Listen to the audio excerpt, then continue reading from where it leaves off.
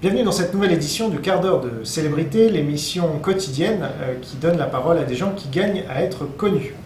Aujourd'hui, quart d'heure de célébrité de Evelyne Josselin. Bonjour. Bonjour.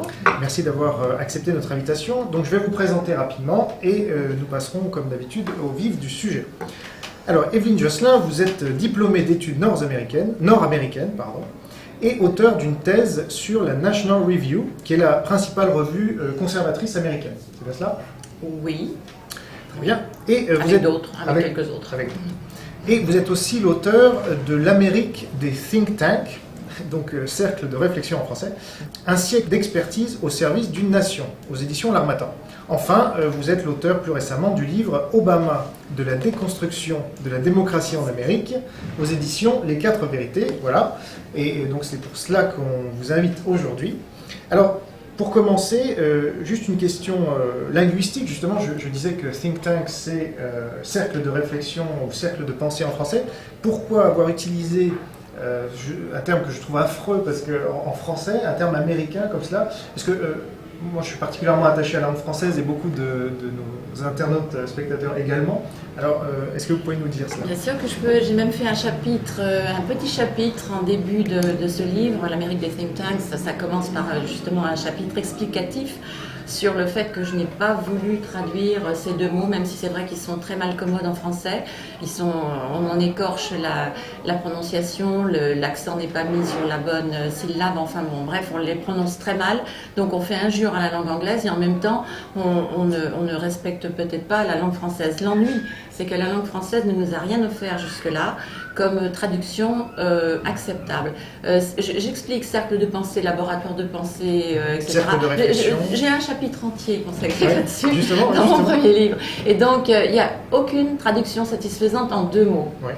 Il faudrait dire Institut de recherche politique. Voilà. Mais ils ne font pas que réfléchir, ils produisent aussi. Ils produisent, ils influent le Congrès, ils ont une influence sur le président des États-Unis, parfois, quand ils ont de la chance. C'est bien plus qu'un cercle de réflexion. Donc c'était pas parce que vous n'étiez pas attaché à la langue française. Cela dit, pas du tout. Voilà, c'était pas ça. Du tout. Moi j'aime les deux langues à égalité. La mienne un petit peu plus parce que c'est mes parents, c'est mes racines, mais j'adore l'anglais aussi parce que c'est une langue fascinante et époustouflante à plusieurs aspects. Très bien. Alors, dans votre livre qui est sorti récemment sur Barack Obama, on peut dire que vous y allez vraiment fort contre cet homme, donc Barack Hussein Obama. Alors, c'est vrai que ça nous change un peu de tout ce qu'on entend dans les médias dominants français. Et c'est sans doute la raison pour laquelle vous y êtes rarement invité. Est-ce que vous y avez été invité ? J'ai été invitée à un débat sur LCI il y a à peu près 3 semaines, un mois, qui était très intéressant, mené par un remplaçant de Michel Field. Très bien fait ce débat, mais malheureusement ça a été le seul jusqu'à présent. Ah oui. Voilà. J'ai envoyé le livre à plusieurs personnalités des radios et des télévisions. Je n'ai pas eu de réponse, sauf de la part de le journaliste, son nom m'échappe maintenant, qui fait grain à moudre, ouais, voilà, qui a accusé réception. Il m'a dit que pour le moment, il n'avait pas d'émission sur le sujet, mais que bon, il gardait mon livre de côté. Bon, mais c'est le seul à avoir vraiment.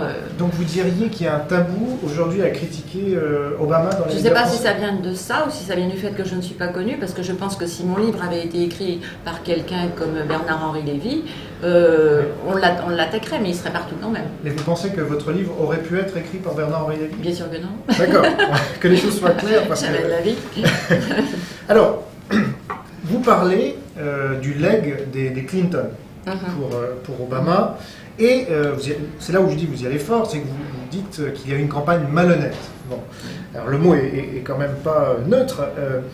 Moi, première réaction, je dirais que les campagnes de George Bush, elles n'étaient pas forcément honnêtes, notamment celle de 2000, où on sait maintenant que l'élection a presque été volée. Non, elle n'a pas été volée, c'est pas vrai. Le vote des grands électeurs ne fait aucun doute. Et bon, c'est la Cour suprême qui a décidé, une Cour suprême qui, en fait, en général, a penché bien plus à gauche depuis les dernières décennies qu'à droite. Donc c'est la Cour suprême qui est plutôt qui était, enfin en 2000, encore plus que maintenant, qui était vraiment à gauche comme coloration, eh bien si elle a penché en faveur de George Bush, il faut penser qu'il y avait quand même des raisons. C'est la Constitution américaine. Il n'y a rien à dire. Ça a été confirmé 4 ans plus tard par un succès massif dans le vote populaire et par le vote. Oui, parce qu'il n'y a pas eu voilà, ce qui s'est passé en 2000. Non, Gore ne faisait pas l'adhésion.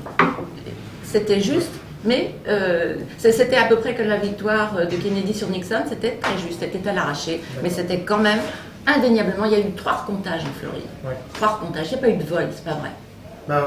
Je ne vais pas revenir sur la polémique. Mais en tout cas, vous parlez pour Obama d'une campagne malhonnête. Qu'est-ce qui vous permet de dire ça? Alors écoutez, c'est un des chapitres que j'ai pas revu. Il y a tous les chiffres que je n'ai plus en tête maintenant parce que je travaille sur autre chose, mais Obama, la campagne malhonnête je l'explique pour plusieurs raisons.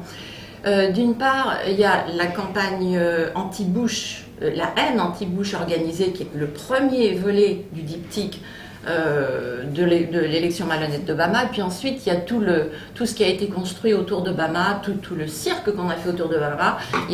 Alors donc c'est malhonnête pour l'argent, parce qu'Obama est soutenu par des puissances. Tout le monde a entendu parler, je pense, de George Soros. George Soros, bon, c'est pas quelqu'un de bien, c'est vraiment un gros requin de la finance. Personne ne parle de lui, il se tient tranquille, il n'est pas dérangé.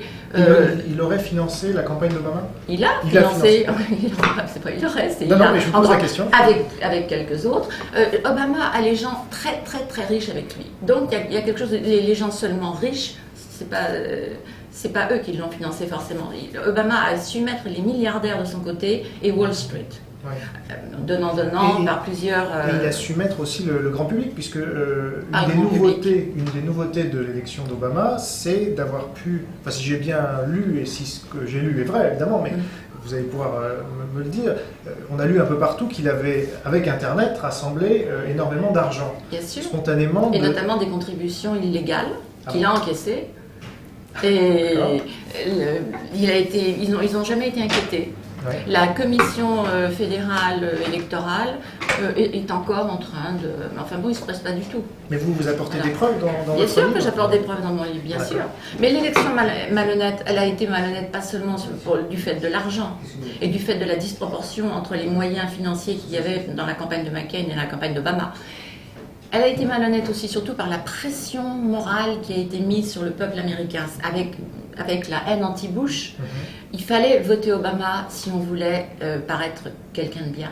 Il était raciste de ne pas voter Obama. Ça, je l'explique aussi vraiment longuement dans... Mais est-ce qu'on peut le prouver, ça? Parce que finalement, tout ce qu'on sait statistiquement, c'est que la plupart des Noirs ont voté pour Obama. Oui, les Noirs, oui, à 95%. Mais les Blancs, c'était plutôt divisé. Enfin, il y avait, Les Blancs, c'était très divisé, mais il y a beaucoup de WASP riches, justement, et très riches, les élites des deux côtes, côte Est, côte Ouest, que j'appelle les élites décadentes dans mon livre. Hein. Là, je vois les derniers chapitres, là, ils sont parfaitement d'actualité. On en a... l'actualité Obama me donne raison tous les jours. Alors, en plus, et empire, qu'est-ce que je empire. Alors, oui, je reviens sur une chose que vous disiez, c'est que cette campagne anti-Bush, donc qui a lancé la campagne Obama, on a quand même vu depuis qu'Obama est élu que Obama était traité de nazi, de fasciste, enfin on l'a comparé à Hitler, etc. Qui est-ce qui l'a traité dans les manifestations, il y avait énormément, même dans la presse, il y a une campagne de presse. Je renvoie, mais vous n'êtes pas au courant? Non, c'est pas vrai ça. C'est pas vrai? Non. Si, il n'a pas été traité Il a été comparé à Hitler, ça, vous êtes d'accord? Non, ce qui a été rappelé, moi aussi j'en parle dans mon livre, ce qui a été rappelé, c'est que Hitler est arrivé légalement au pouvoir. Oui. Qu'Hitler a parlé aussi de la porte de Brandebourg. Oui. Et bon, évidemment, ce que fait Obama, mais ça n'a rien à voir, il n'y aura pas de génocide avec Obama, c'est absolument évident. Ouais. En revanche, on est déjà en plein dans le despotisme. C'est un despotisme mou, mais c'est un despotisme réel. C'est-à-dire que si je vous comprends bien, cette comparaison Obama-Hitler ne vous choque pas? Parce que quand on a comparé Bush à Hitler... Mais qu'est-ce qui a fait cette comparaison? Je vous dis, c'est pas parce qu'il y a eu quelques pancartes où on a pu voir ça, mais c'est plus général que ça, quoi. Mais, je ne connais personne de sérieux qui ait fait cette comparaison absolue. Ah bon? Non. Ce qu'on a dit, c'était que Obama s'était entouré de gens qui sont fascisants et communisants. Ça, c'est absolument certain. Socialisants, on dit là-bas. Parce que pour eux, socialiste, non, déjà socialiste, c'est une insulte. Ils veulent pas. Ouais. Ils se disent tout sauf socialistes. Ils se disent néo-progressistes. Ça fait très très bien. Ils se disent démocrates. Ils sont complètement antidémocrates. Le Parti démocrate devait être rebaptisé. Ouais. Bon, ils se disent tout sauf socialistes. Ils reculent. C'est une insulte. Mais justement, il Voilà. a été traité de socialiste. Il C'est est une insulte, socialiste. alors. Ah bah, vous voyez, donc vous l'insultez. Il est- Je plaisante, hein, bien sûr. Bon, Mais c'est pas la- on a l'impression quand même que si Bush est traité d'Hitler, ça vous dérange beaucoup, et si Obama l'est, vous dites que c'est finalement... Non, mais par-ci, je ne suis par-là, pas d'accord qu'il non. ait été traité d'Hitler. D'ailleurs, je ne sais pas par qui encore il a été traité d'Hitler. Vous ne me dites pas qui il l'a traité d'Hitler. C'est aucune certains des radios que je médias, connais, c'est aucun de mes amis américains, ce n'est aucun des journalistes que je connais, ce n'est aucune personnalité des think tanks avec lesquels je converse. Ça a pu être lu sur une pancarte ou deux, il y a toujours des gens marginaux qui peuvent, bon, mais ça, il n'a pas été dit, Obama c'est Hitler. D'accord. Non. Très bien. Alors, votre dernier chapitre s'intitule « Vers une renaissance conservatrice ». Et vous abordez notamment le cas devenant de plus en plus fameux des Tea Party. Oui. Alors, est-ce que vous pouvez nous en dire quelques mots? Parce Bien qu'ici, sûr. c'est pas très connu encore. Bien sûr. Alors, on n'en parle pas du tout dans la presse française, j'ai remarqué. J'ai lu un article, par contre, qui était paru dans le Frankfurter Allgemeine. En Angleterre, dans tous les journaux, on en parle pas mal aussi. Ce qu'il faut savoir, c'est que Obama est le premier président, à l'occasion des Tea Party, justement, il est le premier président à avoir carrément insulté une partie du peuple américain, c'est-à-dire tous les gens qui ne sont pas d'accord avec sa politique. Il les a traités, bon, déjà en campagne, il les avait traités, vous vous rappelez, de gens étriqués qui s'accrochaient à leurs armes à feu, etc. Bon. Il a récidivé, mais cette fois-ci en tant que président. Et ce n'est pas son rôle, puisqu'il est censé être au-dessus des partis, au-dessus des factions, au-dessus de tout. Bon, pas du tout. Il va dans la mêlée et il les traite d'imbéciles. Il l'a fait, je l'ai vu sur la chaîne Fox News. Il a dit, ils sont vraiment idiots. Ils n'aiment pas mon plan de santé. Alors que c'est dans leur avantage. Voilà. Mais C'est le cynisme type. Est-ce que c'est pas le lot de tous les dirigeants modernes, puisqu'on voit Non, chez nous Nicolas Sarkozy, soi-disant il est au-dessus des partis aussi, et puis finalement il fait la campagne pour les régionales, il fait la campagne pour les européennes avec l'UMP. Je n'ai pas une sympathie extraordinaire pour Sarkozy, Dieu sait, mais je ne l'ai pas encore entendu traiter une partie des Français d'imbéciles. Ah bah, sauf le casse-toi pauvre con. Là. Oui, ça c'était très grossier, mais c'était un seul individu. Ouais. Mais je ne l'ai pas entendu proférer des choses insultantes pour une partie de l'électorat parce que, bon, Parce qu'il n'était pas d'accord voilà, avec je lui. n'étais pas d'accord avec lui. Ça c'est une première hein, dans l'histoire des États-Unis. Ouais. C'est le premier président, tout de même, à se permettre Ouais. de traiter d'imbéciles une partie des policiers, des manifestants.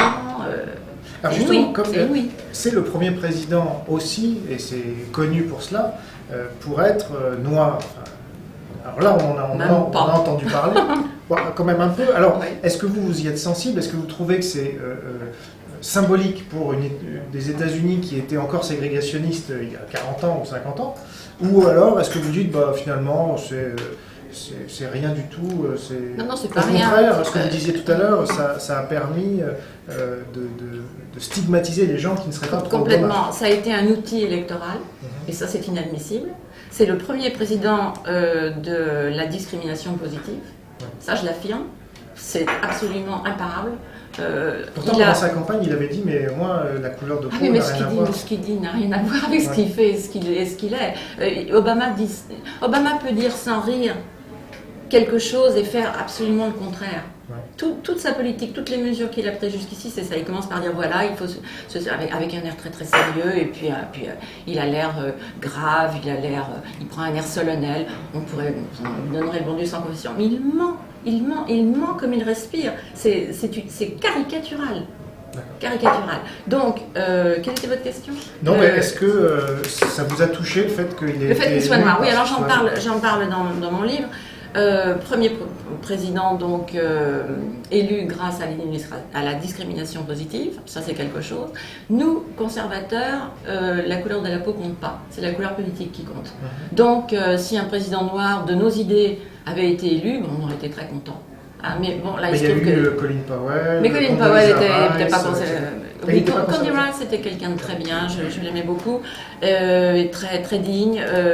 Powell a trahi en dernier, hein, il a voté Obama, le côté solidarité raciale, puis aussi peut-être promotion éventuelle, personnelle, a joué. Et donc ça c'est pas très sympathique. Mais Obama continue tous les jours de jouer sa race quand ça l'arrange. Et ça, la carte raciale en politique, c'est quelque chose de détestable, et c'est quelque chose que les démocrates font tout le temps. Et moi, à Paris, ici, lors d'un débat entre républicains et démocrates, j'avais posé une question au président des démocrates, les démocrates à l'étranger qui vivaient à Paris, c'est une association. Et j'avais dit, mais enfin monsieur, pourquoi détestez-vous à ce point votre pays? Parce qu'il nous avait énuméré avant tout ce qu'il entendait faire en Amérique, et surtout la changer radicalement. Donc quand on veut changer radicalement quelque chose, c'est qu'on ne l'aime pas. Donc j'ai dit, monsieur, pourquoi détestez-vous tellement votre pays? Madame, vous êtes raciste. Voilà. D'accord. Oui, voilà, ça règle Voilà, ça Et en réglait... même temps, je retiens que ça ne vous a pas touché de voir tous ces Américains pleurer. Ben si, je l'ai dit dans mon livre. J'étais contente pour la population noire. Au début, ils étaient tellement... Je ne savais pas que ça pourrait leur faire tellement plaisir. Bon, s'il y a que ça pour leur faire plaisir, moi je veux bien, moi ça me dérange. Qu'Obama soit servi par du personnel blanc à la Maison Blanche, ça m'est complètement égal. Tant pis pour eux s'ils sont contents. Mais attention, derrière ça, qui moi ne me dérange pas du tout, sa couleur, il y a tout le reste. Ce qui me dérange, c'est sa couleur politique, c'est un radical. C'est le radicalisme des années 60 qui est au pouvoir. C'est un 68A au pouvoir. Hein, c'est comme si on avait Cohn-Bendit, ministre, Laguillier à un autre poste. C'est ça, il est entouré de gens comme ça. Bon.